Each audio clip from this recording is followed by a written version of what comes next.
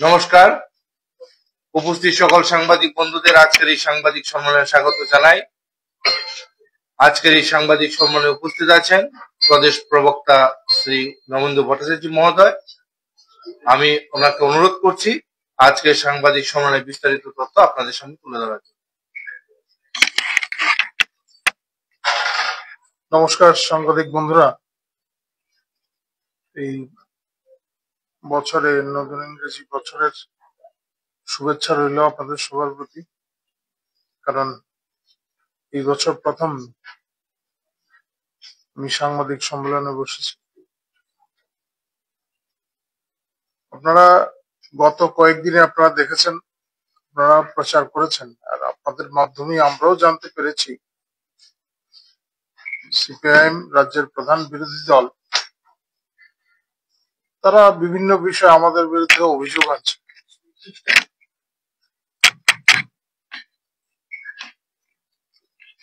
মন গড়া কিছু অভিযোগ তারা আমাদের বিরুদ্ধে আনছে, আর তাদের যে সহযোগী শক্তি কংগ্রেস, তারা সংবিধান সংক্রান্ত বিষয়কে সামনে রেখে এতদিন ধরে তারা যেভাবে দেশের মানুষকে বিভ্রান্ত করেছিল তাদের দলীয় স্বার্থে এবং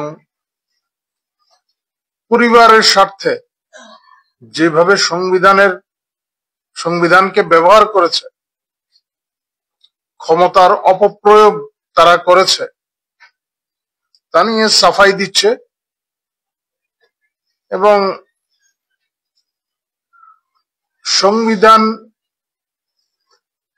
সংবিধানের মান রক্ষার জন্য আমাদের যে কর্মসূচি,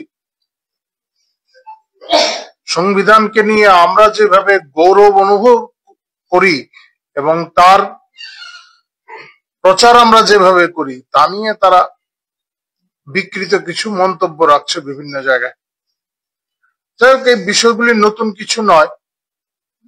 প্রদেশ কংগ্রেসের তরফে সংবিধান সম্পর্কে এখানে যে কথাগুলি বলা হয়েছে সেগুলো কংগ্রেসের জাতীয় স্তর থেকে বলা হয়েছে, এবং যিনি এই সাংবাদিক সম্মেলন করেছেন, এই বিষয়গুলির উপর আস্থা থাকুক আর না থাকুক, দায়বদ্ধতা আছে, কারণ তো সেই দায় এড়াতে পারবেন না। সেই জন্য এই কথাগুলির পুনরাবৃত্তি করেছেন। দিল্লি থেকে যে সমস্ত বিষয়গুলি পাঠিয়ে দেওয়া হয়েছে সেগুলি তিনি ব্যাখ্যা করে বলেছেন।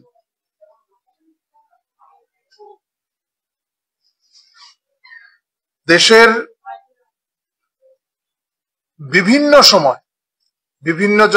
সময় যখন বিপর্যয় কাল এসছে দেশের জন্য, বিভিন্ন ধরনের সংকট তৈরি হয়েছে আমাদের দেশের জন্য, তখন রাষ্ট্রীয় স্বয়ংসেবক সংঘ গুরুত্বপূর্ণ ভূমিকা নিয়েছে। এমনকি চীনের যুদ্ধের সময়, চীনের সঙ্গে যখন যুদ্ধ হয়, চীন যখন ভারত আক্রমণ করেছে, সে সময় বা বিদেশি শক্তি যখন এদেশে নানাভাবে তাদের দুরভিসন্ধি প্রয়োগ করার চেষ্টা করেছে, রাষ্ট্র স্বার্থে রাষ্ট্রীয় স্বয়ংসেবক সংঘ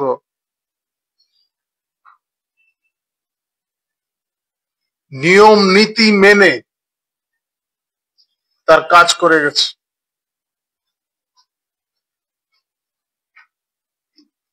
আপনাদের স্মরণ করে দেওয়ার জন্য বলছি, এই চীনের যুদ্ধের পর রাষ্ট্রীয় স্বয়ংসেবক সংঘকে প্রজাতন্ত্র দিবসের প্যারেডেও ডাকা হয়েছিল।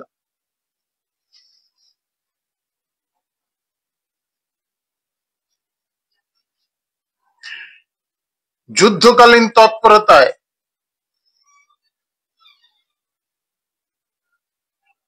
আমাদের বিমান বাহিনীর জন্য বিমানবন্দর তৈরি করতে হবে, এই কাজের জন্য রাষ্ট্রীয় স্বয়ংসেবক সংঘের স্বয়ংসেবকরা এগিয়ে গেছেন, সেনাবাহিনীকে সাহায্য করার বিষয়ে এগিয়ে গেছেন।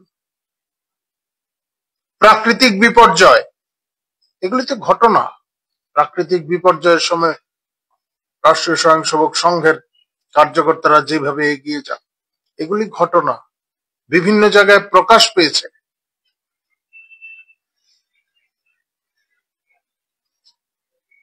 এগুলি নতুন করে বলার আর কোনো বিষয় নয়। ব্রিটিশদের কারা সহযোগী ছিল,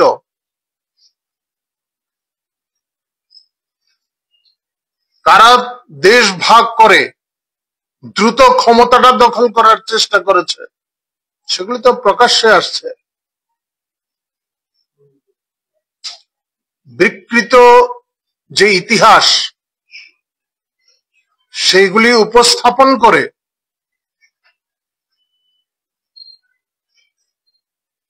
দেশবাসীকে বিভ্রান্ত করার চেষ্টা হয়েছে।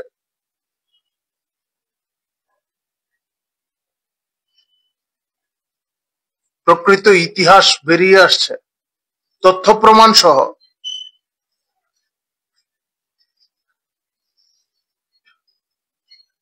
রাষ্ট্রীয় স্বয়ংসেবক সংঘের প্রত্যেকটা স্বয়ংসেবক তাদের প্রত্যেকটা দিন চিন্তা করে যে তারা রাষ্ট্রের স্বার্থে বেঁচে আছে, নিবেদিত প্রাণ তার,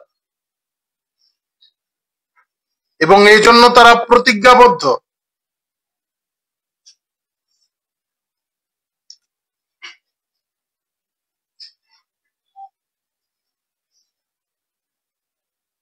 আমাদের সংবিধান প্রণেতারা তারা অবশ্যই ভারতীয় সংস্কৃতিতে বিশ্বাসী ছিলেন, আর বিশ্বাসী ছিলেন বলেই মূল সংবিধানের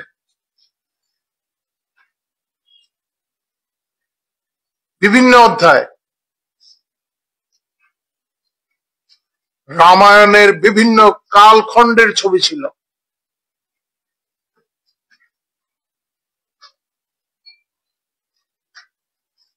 ভারতীয় সমাজ ব্যবস্থা, ভারতীয় সংস্কৃতির প্রতি তাদের আস্থা ছিল বলেই তারা দেশীয় সংস্কৃতির উপর ভিত্তি করে এই সংবিধান রূপায়ণের কথা চিন্তা করেছিলেন।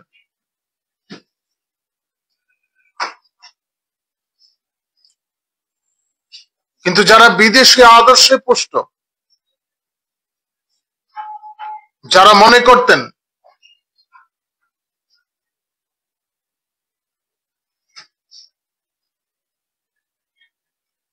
বিদেশের অনুকরণে তারা চলবেন, তারা নানাভাবে বিভিন্ন সময় চেষ্টা করেছেন যে দেশকে সেই পথে নিয়ে যাওয়ার, এবং সেই সমস্ত শক্তির স্বার্থে নিজেদের ব্যক্তি স্বার্থ, পরিবারের স্বার্থ চরিতার্থ করার জন্য তারা সংবিধানের মধ্যে সংশোধন এনেছেন। সংবিধানের মধ্যে যে অধিকারগুলি ছিল, এই দেশের মানুষের যে অধিকারগুলি সুরক্ষিত ছিল, রাজনৈতিক অধিকারগুলি ছিল, তা বারবার এই কংগ্রেসের জামানায় খর্ব করার চেষ্টা হয়েছে। গণতান্ত্রিক অধিকার ধ্বংস করার চেষ্টা হয়েছে।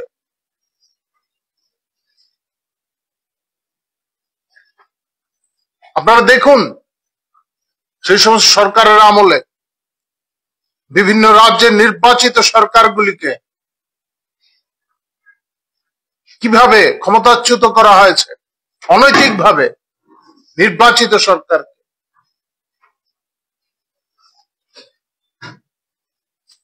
এগুলি প্রত্যাশিত ছিল না। জরুরি অবস্থা জারি করা হয়েছে কার স্বার্থে?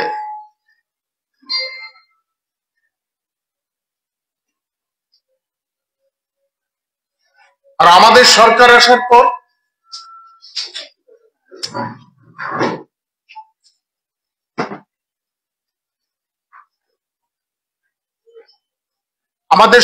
আসার পর আপনারা দেখুন, কোথাও এই ধরনের কোন পরিস্থিতি তৈরি হয়নি।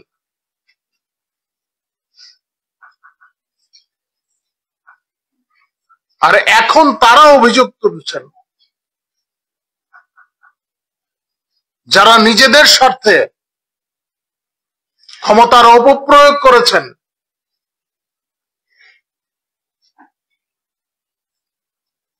সংবিধান সংশোধনের নামে নিজেদের উদ্দেশ্য চরিতার্থ করতে চেয়েছেন,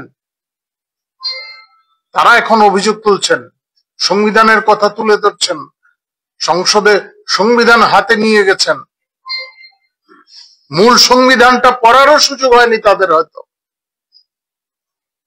তারা এই সমস্ত অভিযোগ করছেন।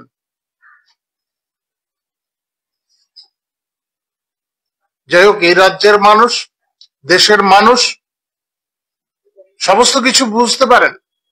সাময়িক হয়তো কাউকে প্রভাবিত করা যেতে পারে,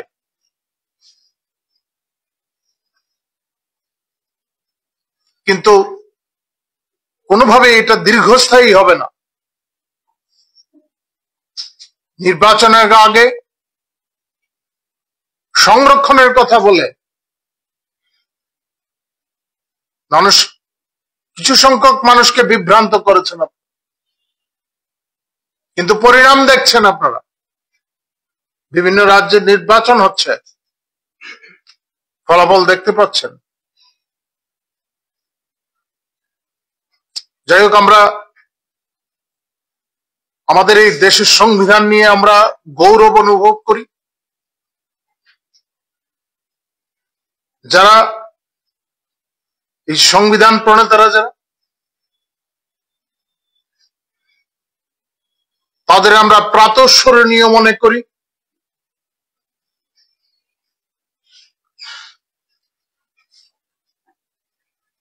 আমরা গত 11 তারিখ থেকে সংবিধান গৌরব দিবস পালন করছি, গৌরব, এবং আজকে তার সমাপন। আমাদের রাজ্যের প্রত্যেকটি মণ্ডলে আজ বিকালে আমাদের মিছিল বের হবে। পার্টির কর্মকর্তা, আমাদের পার্টির সমর্থক ছাড়াও সাধারণ মানুষ তাতে সামিল হবেন,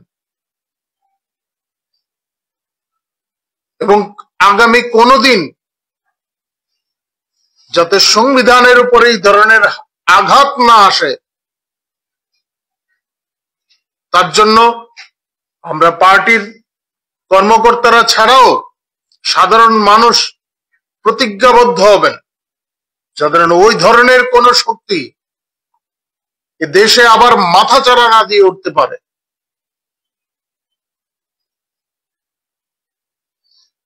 দ্বিতীয়ত, এই যে কংগ্রেসের মিত্র শক্তি রাজ্যে সিপিআইএম, আমরা দেখেছি বিভিন্ন সময় তারা বিভিন্ন ধরনের অভিযোগগুলি করে আমাদের বিরুদ্ধে। এই রাজ্যকে কোথায় নিয়ে দাঁড় করিয়েছিল তারা, নতুন করে আর বলার অপেক্ষায় থাকে না।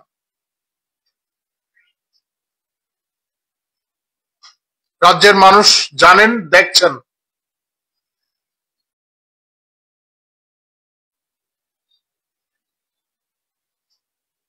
হ্যাঁ, ঠিক,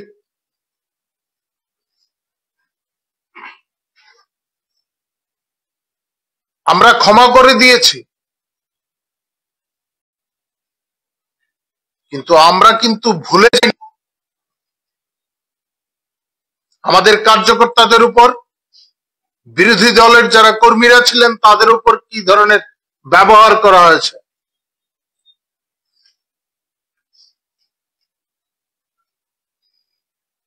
গ্রামাঞ্চলে তো সমাজচ্যুত করার চেষ্টা করা হতো যারা বিরোধী দলের সমর্থক ছিলেন।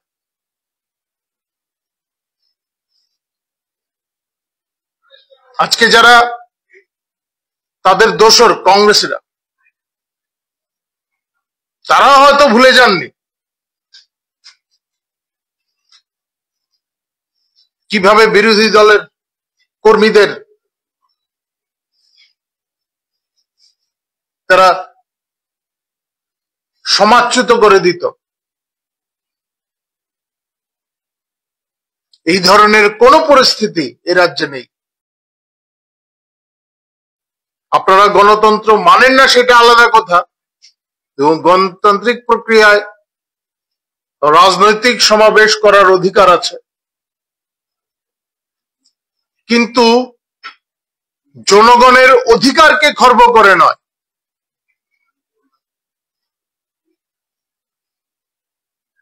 সরকারি কর্মকাণ্ড বাদ দিয়ে নয়,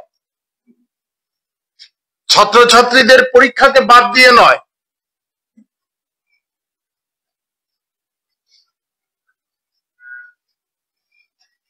এইগুলির ঊর্ধ্বে না রাজনৈতিক দলের কর্মকাণ্ড। আমাদের দলেরও বিভিন্ন রাজনৈতিক কর্মকাণ্ড আছে, সম্মেলন হয়, নির্দিষ্ট প্রথা মেনেই আমাদের এই কাজগুলি করা হয়। সরকারি স্থান ব্যবহার করতে গেলে, হল ব্যবহার করতে গেলে আবেদন করতে হয়, নাকচও করা হয়। এমন দৃষ্টান্ত বহু আছে আমাদের পার্টির ক্ষেত্র। তাই বলে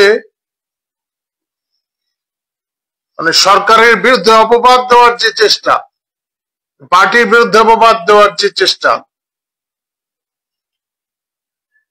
সেটা কিন্তু কাম্য নয়। যাই হোক, আপনারা প্রথা মেনে সম্মেলন করবেন। লোক যাই আছে যে আপনারা সেইভাবে করতে পারছেন না, সরকারকে আপনারা কালিমা লিপ্ত করার চেষ্টা করছেন আপনাদের ত্রুটি ঢাকতে, সেটা কিন্তু কাম্য নয়। যাই হোক, মানুষ এখন সবকিছু বুঝে। একটা সময় ছিল মানুষের জানার অধিকার সীমিত ছিল, এখন ঘরে বসেই মানুষ সমস্ত তথ্য জানতে পারেন।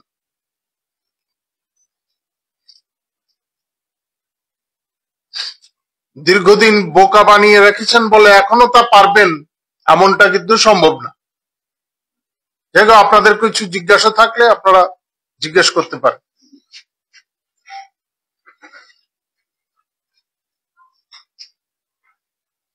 সবাইকে ধন্যবাদ।